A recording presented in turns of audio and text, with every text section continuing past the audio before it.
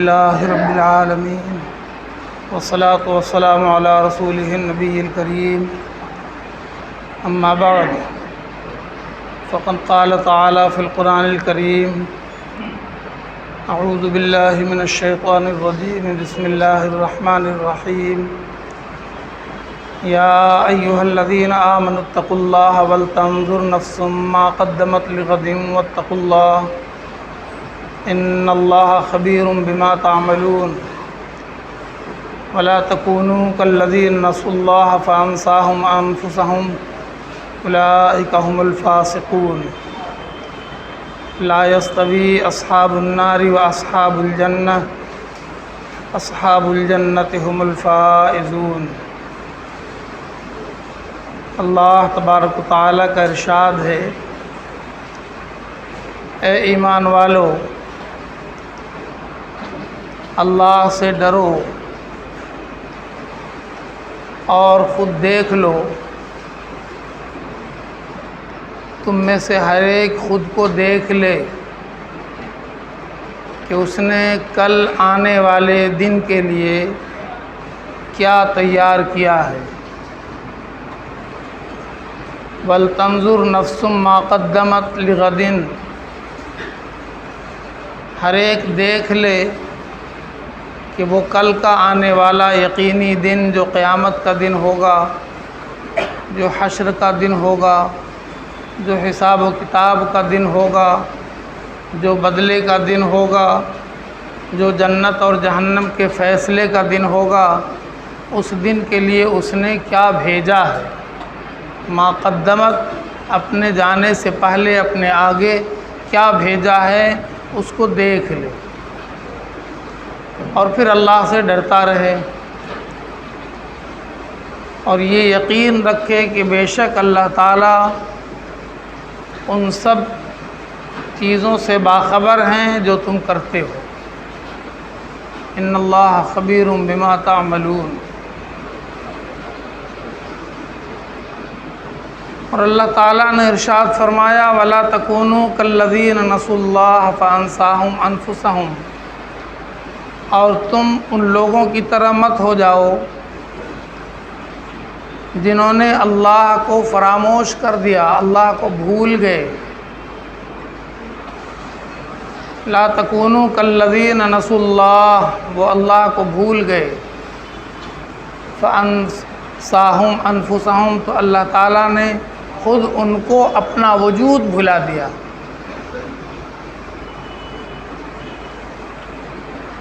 اور وہ بڑے نافرمان لوگ ہیں۔ اور اللہ تعالیٰ نے ارشاد فرمایا، لا یستوی اصحاب النار واصحاب الجنہ، جہنم والے اور جنت والے دونوں برابر نہیں ہو سکتے۔ اصحاب الجنت هم الفائزون، جو جنت والے ہیں وہی کامیاب ہیں۔ قرآن پاک کی یہ 3 آیتیں آپ کے سامنے پڑھی گئی ہیں، جس کا مدعا یہ ہے کہ ہماری زندگی ایک بنے ہوئے اصول اور قاعدے کے مطابق چلنی چاہیے۔ ہماری زندگی لاؤبالی پن کا شکار نہ ہو جائے، اور ہم اپنی زندگی میں صرف دنیا کے مزے لوٹیں اور صرف دنیا میں جیسے تیسے اپنے وقت کو گزار کر چلے جائیں خالی ہاتھ، اپنے آخرت کے لیے کچھ نہ لے جائیں، اپنے آخرت کے لیے پہلے سے کچھ نہ بھیجیں، تو بڑے خسارے اور نقصان کی بات ہے۔ ہمیں دنیا میں اس لیے نہیں بھیجا گیا ہے کہ ہم صرف اور صرف اسی دنیا کو سب کچھ سمجھ لیں، اور اس دنیا کے بعد کی جو لازوال زندگی ہے، جہاں موت نہیں ہے، وہاں ہمیشہ رہنا ہے، اور وہاں رہنے کے 2 ہی ٹھکانے ہیں، یا تو جنت ہے یا جہنم ہے۔ اور اس دنیا میں ہمیں اسی لیے بھیجا گیا ہے کہ ہم اپنے اعمال کو ایسا کر لیں جو ہمیں جنت والا بنا دے۔ اور جنت میں جانے کی سب سے بنیادی بات جو تھی ایمان کی، وہ اللہ نے اپنے فضل سے عطا فرمایا۔ ہمیں یہ ہمیشہ یاد رکھنا چاہیے کہ یہ ایمان ہماری اپنی کمائی ہوئی دولت نہیں ہے، یہ ہماری حاصل کی ہوئی پونجی نہیں ہے۔ ہم نے اپنے ایمان کے لیے ایک قطرہ پسینہ بھی نہیں بہایا، ہم نے ایک قطرہ آنسو بھی نہیں بہایا۔ کبھی ہم نے اللہ سے یہ بھی نہیں مانگا کہ اللہ ہمیں ایمان کی دولت عطا فرما۔ ہم تو بائی چانس جب آنکھ کھولا تو دیکھا کہ ہم ایمان والے ہیں، اور ہمارے دل نے ہمیں سمجھا دیا کہ تم ایمان والے گھر میں پیدا ہو گئے، تمہارے ابا بھی ایمان والے، تمہاری ماں بھی ایمان والی، تمہارے بھائی بہن ایمان والے، تمہارے سب رشتہ دار ایمان والے، تو لا محالہ تم بھی ایمان والے ہو۔ اور یہ بات ہمارے دل میں ایسی بیٹھ گئی کہ پھر ہم نے ایمان کی کتاب کو کھول کے نہیں دیا، ایمان کے ورق کو پلٹ کر نہیں دیکھا کہ ایمان ہمارے اندر کتنا ہے اور ہم ایمان کے راستے میں کتنا کچھ کیا ہے۔ بس آ گئی بات کہ ہم ایمان والے ہیں۔ اگر آپ کی آنکھیں بھی کام کر رہی ہوں، اگر ہم سب کی آنکھیں دیکھنے کے لائق ہوں، تو ہم دیکھ سکتے ہیں بڑی سنجیدگی کے ساتھ، بہت ہی غور کریں گے تو سمجھ میں بات آ جائے گی کہ اس زمین پر بسنے والے لاکھوں کروڑوں ایسے ہیں کہ شاید زندگی میں، شاید کیا یقیناً ان کی زندگی میں ایک بار بھی ایمان کا کلمہ لا الہ الا اللہ محمد رسول اللہ ان کی زبان پر نہیں آیا۔ یہ کوئی سینکڑوں ہزاروں کی بات نہیں ہے، لاکھوں کی نہیں، کروڑوں کی بات ہے۔ ان کا نام بھی مسلمانوں کے رجسٹر میں ہے، مسلمانوں کی تعداد گنی جاتی ہے تو وہ بھی اسی میں گنے جاتے ہیں۔ ان کا دل کہتا ہے کہ وہ مسلمان ہیں، ان کا تقاضا ہوتا ہے کہ ہمارے ساتھ وہی کیا جائے جو کوئی مسلمان کے ساتھ کیا جاتا ہے۔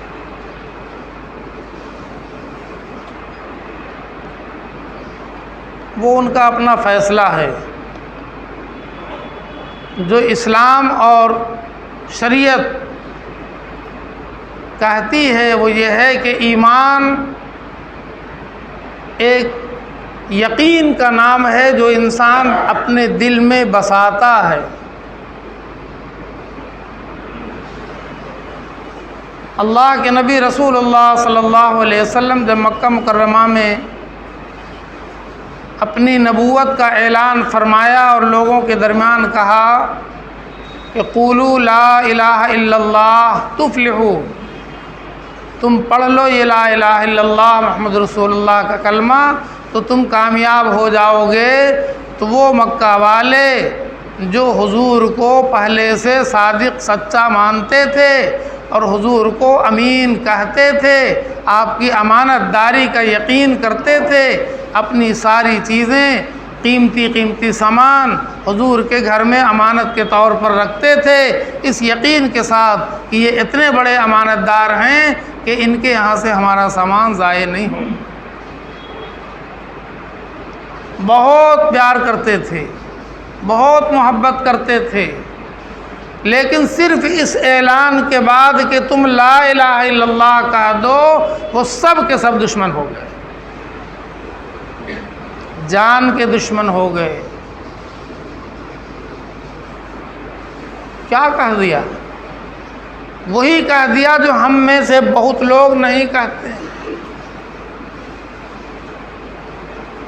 یہ لا الہ الا اللہ محمد رسول اللہ کہے بغیر کیا کوئی ایمان میں آ جائے گا؟ اگر مکہ والے یہ کہتے کہ ہم بھی تو مسلمان ہیں، ہم تو نبی کی بستی میں ہیں، ہم تو نبی کے گھر میں پیدا ہوئے، ہم تو نبی کے خاندان والے ہیں، اتنا ہی نہیں، حضور کے اپنے چچا ابو طالب تو اپنے ہاتھ سے حضور کو لقمہ بھی کھلاتے تھے، حضور کو اپنے بستر پہ سلاتے تھے، اور رات اٹھ کر حضور پاک صلی اللہ علیہ وسلم کو دیکھتے تھے کہ آپ کو کوئی تکلیف تو نہیں۔ سفر میں جاتے تھے تو حضور کو اپنے ساتھ اپنے اونٹ پر بٹھا کر لے کر جاتے تھے کہ ایسا نہ ہو کہ ہم سفر میں چلے جائیں، پیچھے میرے بھتیجے کو کوئی نقصان ہو جائے، کوئی تکلیف پہنچ جائے تو دل کو میرے تکلیف ہوگی، اس لیے اپنے بھتیجے کو ساتھ لے جاتے تھے۔ اس سے بھی زیادہ قرب کچھ ہو سکتا ہے کیا؟ لیکن سب کے باوجود بھی جو ایمان کا معیار تھا، لا الہ الا اللہ محمد رسول اللہ پڑھ لیجئے آپ ایمان والے ہو جائیے گا، تو وہ کلمہ نہیں پڑھا تو ہے کسی میں دم جو ابو طالب کو ایمان والا کہہ دے، صرف اس بنیاد پر کہ وہ حضور کے چچا تھے، حضور کو مانتے تھے، حضور سے محبت کرتے تھے، تو وہ ایمان والے ہو جائیں؟ اگر کسی میں دم ہے تو کہیں۔ اللہ اس کے رسول کا فیصلہ ہے، دو ٹوک فیصلہ ہے کہ چونکہ انہوں نے کلمہ لا الہ الا اللہ محمد رسول اللہ نہیں پڑھا ہے، اب اس لیے ان کے ساتھ ایمان والا سلوک نہیں ہوگا۔ جو ایمان والوں کے لیے انعام ہے، جو جنت ہے، وہ ابو طالب کے لیے نہیں ہے۔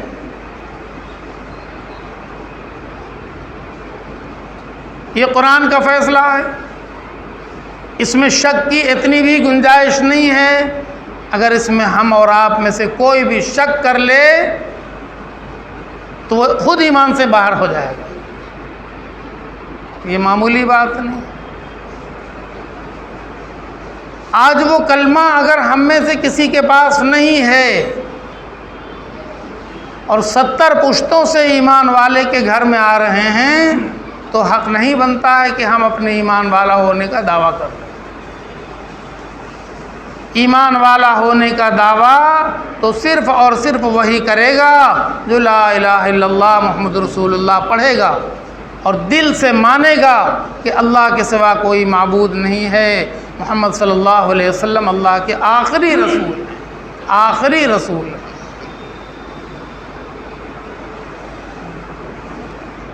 چاہے وہ کوئی ہو۔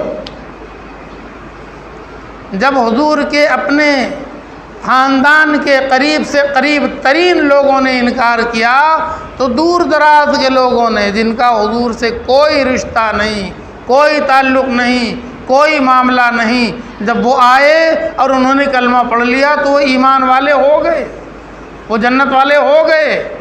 ابو بکر صدیق رضی اللہ عنہ جنت والے ہو گئے، ابو ہریرہ رضی اللہ تعالیٰ عنہ کلمہ پڑھ کر جنت والے ہو گئے، حضرت سلمان فارسی کلمہ پڑھ کر جنت والے ہو گئے، حضرت بلال حبشی رضی اللہ عنہ کہاں سے آئے؟ حبش سے آئے، کلمہ پڑھ کر ایمان والے ہو گئے۔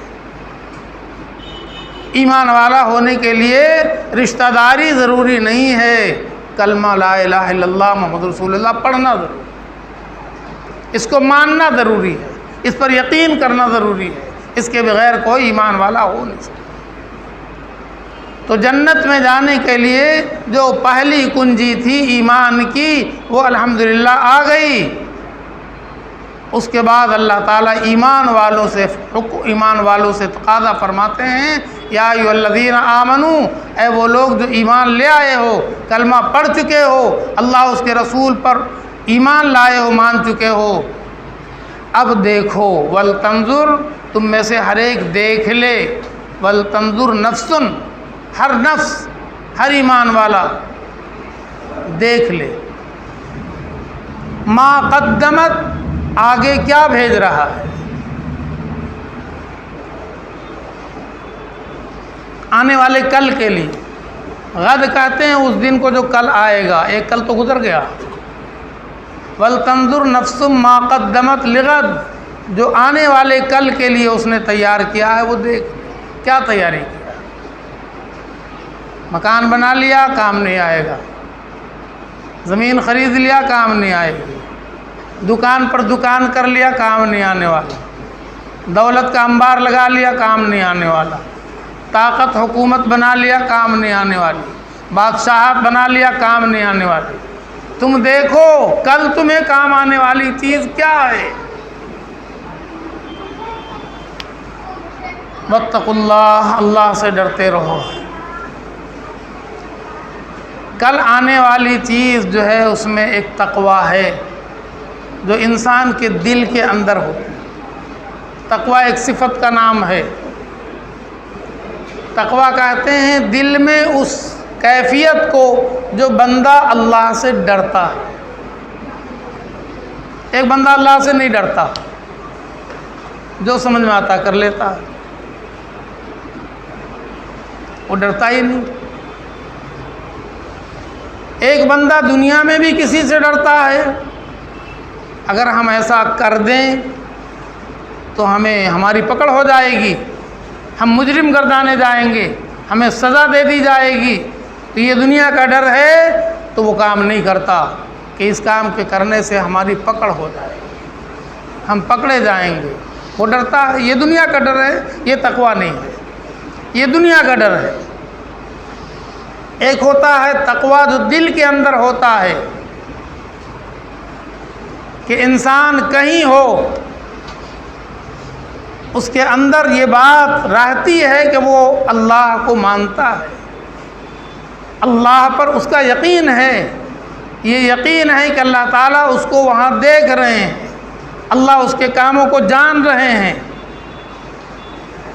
تو وہ سوچتا ہے کہ اگر ہم یہ کر لیں گے تو ہماری تو پکڑ ہو جائے گی، تو ہم یہ نہیں کریں گے۔ اسی کا نام ہے تقویٰ۔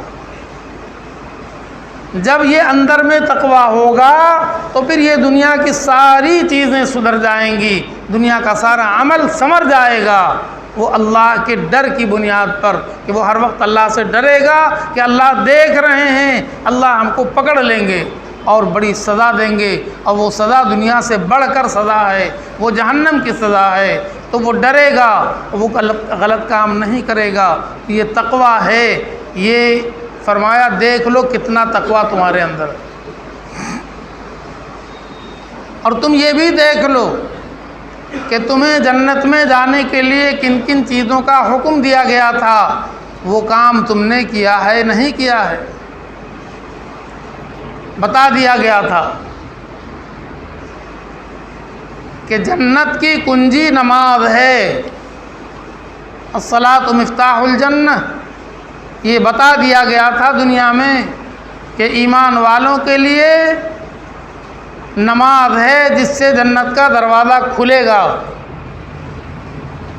اب تم دیکھو تمہاری زندگی میں نماز کتنی ہے، نماز کتنی ہونی چاہیے، یہ فیصلہ اللہ کا ہے کہ ہر ایمان والے کے پاس اس کے بالغ ہونے کے بعد سے لے کر اس کے مر جانے تک زندگی کے ایک دن بھی نماز نہ چھوٹے۔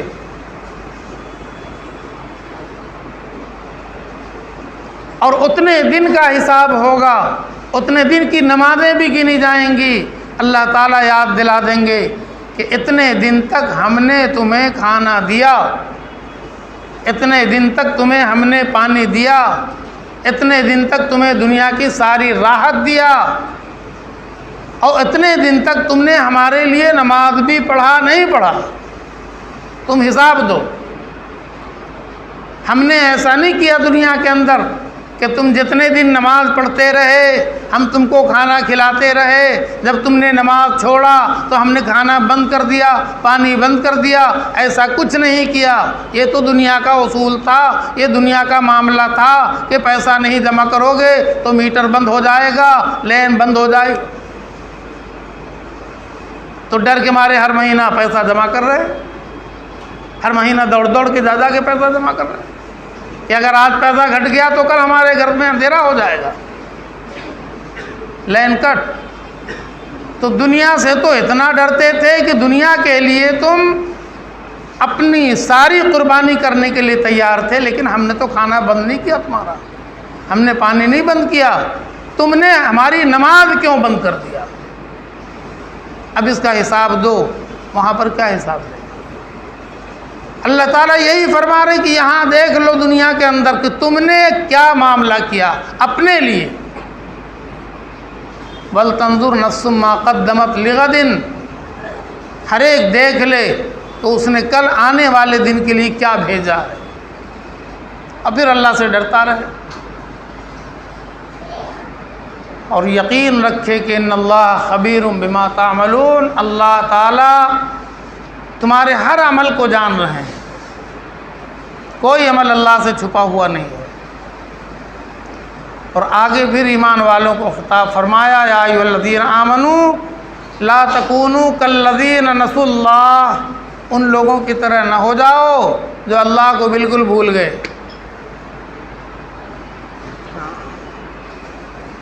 اللہ کا قانون ہے فَاذْكُرُونِي أَذْكُرْكُمْ. میرے بندو مجھے یاد کرو، میں بھی تمہیں یاد کروں گا. وَاشْكُرُوا لِي وَلَا تَكْفُرُونَ. میری نعمتوں کا شکر ادا کرتے رہو، ناشکری مت کرو، نافرمانی مت کرو. ہر کوئی دیکھ لے کہ وہ اللہ کو کب کب یاد کرتا ہے، کہاں کہاں یاد کرتا ہے، کیسے یاد کرتا ہے.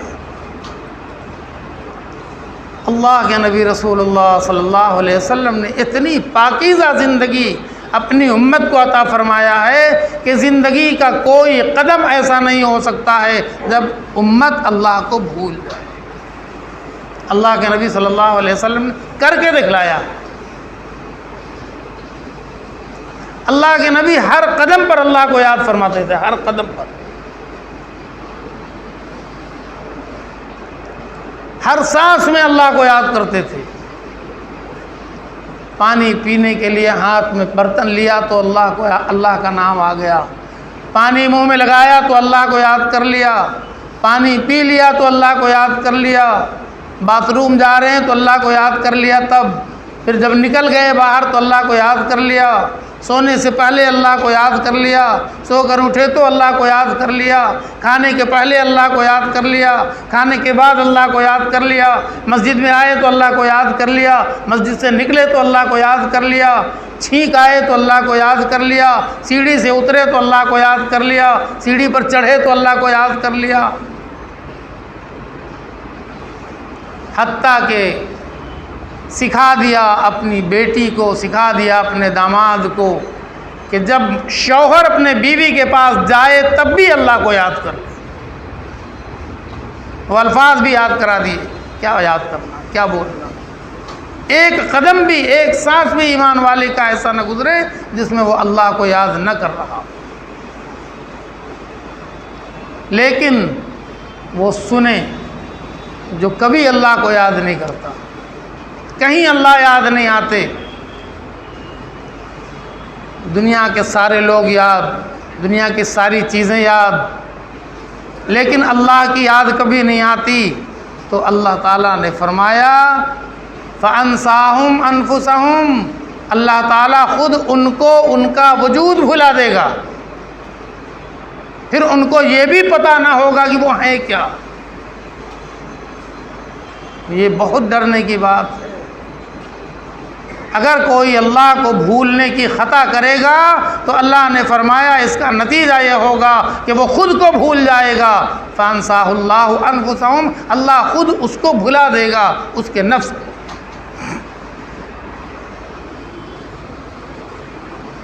اولئک هم الفاسقون. یہ بڑے نافرمان لوگ. اس کے بعد اللہ تعالیٰ نے فرمایا لا یستوی اصحاب النار و اصحاب الجنہ. جنت اور جہنم تو سنتے ہو، مانتے بھی ہو، لیکن تمہیں ابھی اس کا اندازہ نہیں ہے کہ جنت کیسی ہے اور جہنم کیسی. فرمایا اللہ تعالیٰ نے کہ دونوں برابر نہیں ہو سکتے، جنت والے اور جہنم والے. جنت تو جہاں نعمتوں کا انبار ہے، جہاں راحتوں کا سارا انتظام ہے، جہاں خوشیاں ہی خوشیاں ہیں، جہاں غم کا گزر نہیں ہے، لا خوف علیہم ولا هم یحزنون، ان کو کبھی کسی قسم کا کوئی غم نہیں ہوگا، کوئی تکلیف نہیں ہوگی۔ جنت تو وہ ٹھکانہ ہے۔ اور جہنم جو سراسر تکلیف کی جگہ ہے، مصیبت کی جگہ ہے، کیا کیا ہوگا کھانے کا، کیا ہوگا پینے کا، کیا انداز ہوگا، کیا سب کچھ معلوم ہے، سب قرآن پاک میں موجود ہے۔ کیسا دردناک عذاب ہوگا جہنم کا۔ اب کوئی یہ نہ سوچے کہ جب آگ ہے تو جل گئے، ختم کہانی، وہ ہے نہیں، وہاں کی آگ کا یہ مسئلہ نہیں ہے، قرآن نے کھول دیا ہے اس کو۔ کلما نضجت جلودہم بدلناہم جلودا غیرہا لیذوقوا العذاب،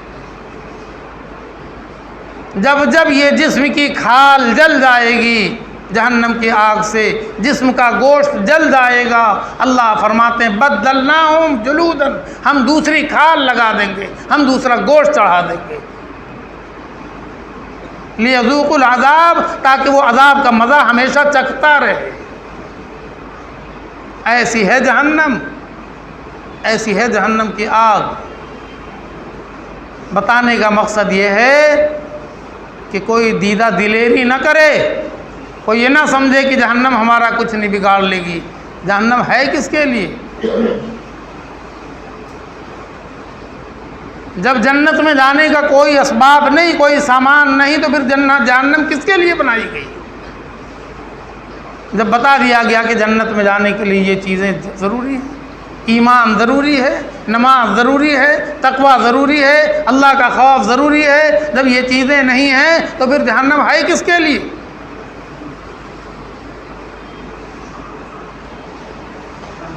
اللہ تعالیٰ نے ایک جگہ فرمایا فَمَنْ زُحْزِحَ عَنِ النَّارِ وَأُدْخِلَ الْجَنَّةَ فَقَدْ فَازَ،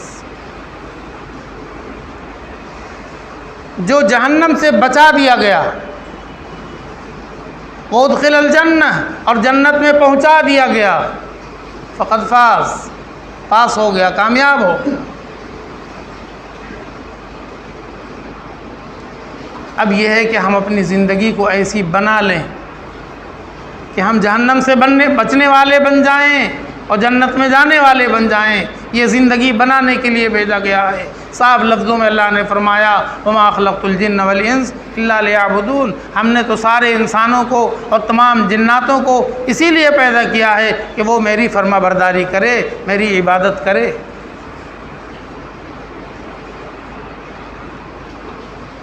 اب عبادت میں ہماری زندگی کا ہر عمل عبادت بن جائے، اتنا آسان ہے، اتنا آسان ہے، زندگی کا ہر عمل عبادت بن جائے، بس اللہ کے پیارے نبی رسول اللہ صلی اللہ علیہ وسلم کا طریقہ ہماری زندگی میں آ جائے۔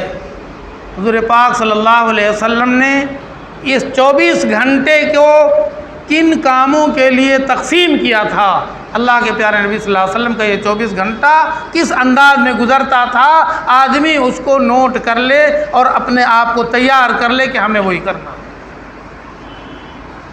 ایسا تو نہیں کہ اللہ کے نبی صلی اللہ علیہ وسلم کو بھوک نہیں لگتی تھی، آپ کھانا نہیں کھاتے تھے، ہم تو کھانے والے ہیں۔ اللہ کے نبی کو نیند نہیں آتی تھی، ہم تو سونے والے ہیں۔ اللہ کے نبی کو بیوی کی ضرورت نہیں تھی، ہم تو بیوی والے ہیں۔ اللہ کے نبی کو بچوں کی ضرورت نہیں تھی، ہم تو بچوں والے ہیں۔ ایسا کچھ ہے کیا؟ ایسے نبی کو اللہ تعالیٰ نے ہماری ہدایت کے لیے بھیجا۔ وہ نبی فرمایا، اللہ تعالیٰ فرماتے کہ وہ تمہیں میں سے ہے۔ کیا مطلب؟ تمہیں میں سے ہونے کا مطلب کہ جو دنیا کے تقاضے تمہارے ساتھ ہیں وہ سارے تقاضے نبی کے ساتھ ہیں۔ جو تم دنیا میں کرنے کے لیے مجبور ہو، اللہ کے نبی صلی اللہ علیہ وسلم بھی وہی کرتے ہیں۔ اب تمہیں بس خالی یہ دیکھنا ہے کہ جو وہ کرتے ہیں ہم کو اسی طرح کرنا ہے۔ ہمیں اپنے زندگی کا کوئی عمل دوسروں کے طریقے پر نہیں کرنا، ہمیں زندگی کا ہر عمل جو ہمیں کرنا مجبوری ہے وہ پیارے نبی کے طریقے پر کرنا ہے۔ بس یہی کامیابی کا راز ہے۔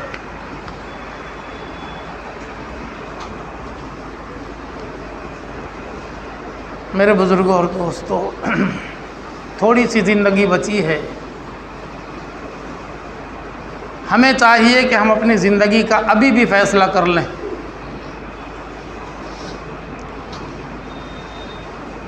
وقت ہمارا انتظار نہیں کرتا ہے، ہمیں وقت کا انتظار کرنا چاہیے۔ جو وقت گزر گیا وہ تو گزر گیا، جو بچا ہے اسی کو غنیمت جان لے، اور اپنی زندگی کی اصلاح کے لیے زندگی کی آخری سانس بھی کافی ہوتی ہے، لیکن اس آخری سانس کی گارنٹی کوئی نہیں ہے۔ کوئی نہیں سوچ سکتا کہ جب وقت آئے گا تو دیکھا جائے گا، کوئی نہیں کہہ سکتا، کسی کو اپنے وقت کا پتہ نہیں ہے۔ جو وقت ہے اسی پر بات ہونی چاہیے کہ جو وقت ہے یہی ہمارا آخری وقت ہے۔ سرکار دو عالم رسول اللہ صلی اللہ علیہ وسلم نے فرمایا کہ میں جب نماز پڑھتا ہوں تو اپنی نماز کو اپنی زندگی کی آخری نماز سمجھ کر پڑھتا ہوں، یہ سمجھ کر پڑھتا ہوں کہ شاید اب کے بعد مجھے نماز پڑھنے کا موقع نہ ملے۔ اور ہم نے کب کا خواب دیکھ لیا ہے، بہت لمبی زندگی کا خواب دیکھے بیٹھے ہیں۔ تو ہمیں چاہیے کہ اپنے اعمال کی اصلاح کر لیں۔ ایک آیت اور پڑھتا ہوں بس۔ اللہ تعالیٰ نے ایمان والوں کی زندگی کی اصلاح کے لیے ایک نسخہ اور فرمایا ہے۔ یا ایھا الذین آمنوا لا تکونوا کالذین آذوا موسیٰ فبرأہ اللہ مما قالوا وکان عند اللہ وجیہا۔ اے ایمان والو، تم ان لوگوں کی طرح مت ہو جانا۔ دیکھیے ایمان والوں کو خطاب ہے۔ یہ ایمان والے کون ہیں؟ جو حضرت محمد رسول اللہ صلی اللہ علیہ وسلم کے بعد آپ کی امت ہیں، آپ پر ایمان لاتے ہیں، ان کو خطاب ہے۔ اور یاد دلایا جا رہا موسیٰ علیہ السلام کی بات پرانی، جو آپ سے کئی سو سال پہلے گزر چکے ہیں۔ اے ایمان والو، اے آخری نبی کی امت کے لوگوں، لا الہ الا اللہ محمد رسول اللہ پڑھنے والوں، تم ویسے مت ہو جانا ان لوگوں کی طرح جنہوں نے موسیٰ علیہ السلام کو تکلیف پہنچایا۔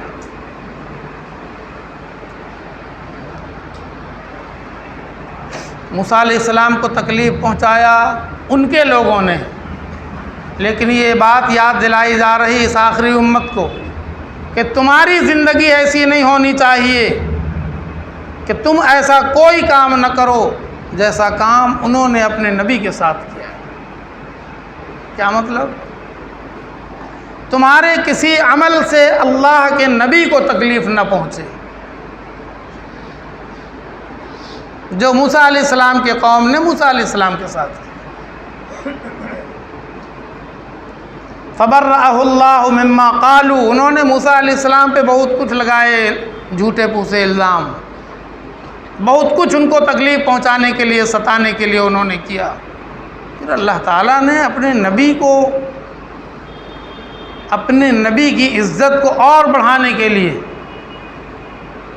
ان کی براءت فرما دیا، دنیا والوں کے سامنے واضح کر دیا کہ تم جیسا اللہ کے نبی کے بارے میں کہہ رہے ہو، اللہ کے نبی کے بارے میں سمجھ رہے ہو، ایسا نہیں ہے۔ اللہ تعالیٰ نے کھول دیا، دکھلا دیا، سمجھا دیا، ذلیل کر دیا ایسے لوگوں کو جنہوں نے اللہ کے نبی کے ساتھ ناروا سلوک کیا۔ اب اس واقعہ کو قرآن پاک میں یاد دلایا جا رہا ہے کہ لوگوں تم ایسا کام نہ کرنا، تمہاری زندگی میں ایسی حرکت نہ ہو۔ وَلَا تَكُونُوا كَالَّذِينَ آذَوْا مُوسَىٰ فَبَرَّأَهُ اللَّهُ مِمَّا قَالُوا وَكَانَ عِندَ اللَّهِ وَجِيهًا۔ وہ تو اللہ کے نبی بڑے شاندار اور خوبصورت اور بہت اچھے جسم والے تھے،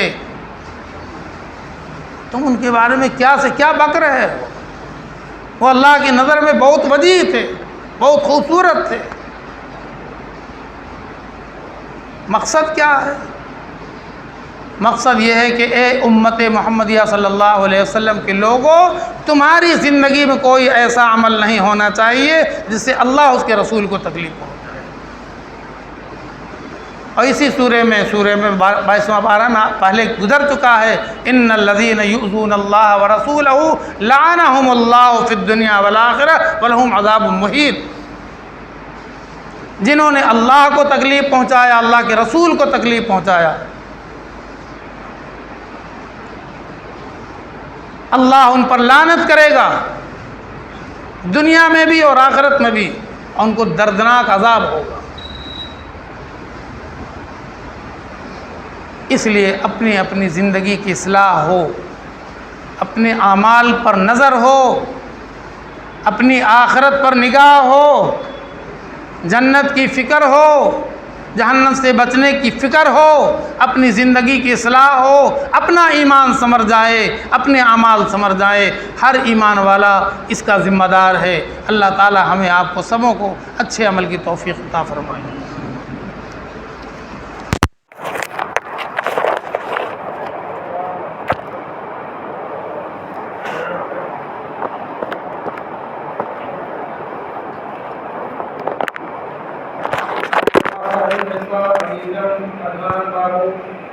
اللہ تعالیٰ